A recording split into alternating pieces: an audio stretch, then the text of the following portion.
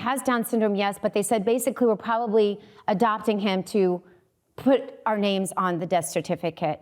And my husband said, call him back and tell him yes. And finally, I had just miscarried twin boys, later miscarriage, and also then a single boy after that. And my doctor told me, you know, look, you have 3 great children. Why are you concerned about having this 4th baby at the time? And I said, because, you know, if it's God's will, that's what I want to do.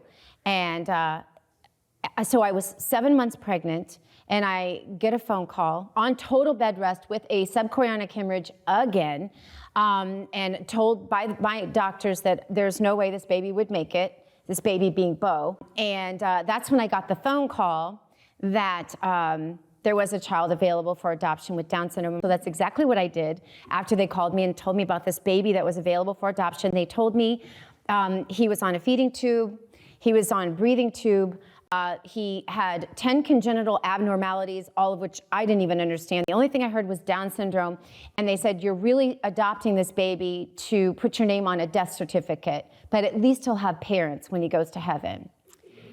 And so I didn't know what to do, and I'm already worried about this baby that I'm 7 months pregnant with, laying there on my sofa with my little girls making tea and all these home remedies. And I called John and I said, hi, honey. I said, I know you can't talk, but I said, I just need you to know I got this phone call and there's this baby and all of these things are wrong with him. He has Down syndrome, yes, but they said basically we're probably adopting him to put our names on the death certificate.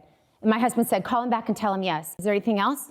I said, but you're running statewide, you know, we've so much going on and I'm pregnant and da-da-da. And he said, and I said, and most of all, I'm worried because he was running statewide and I didn't want to disrupt the campaign, you know, by an adoption in addition to my 3 children that were all toddlers in pregnancy.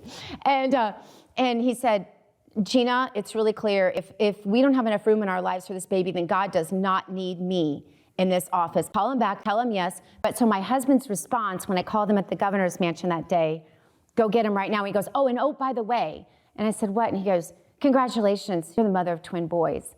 Because of course I was going to adopt this baby and get him at the same time as I was having this other boy. God did restore what the locusts have eaten away.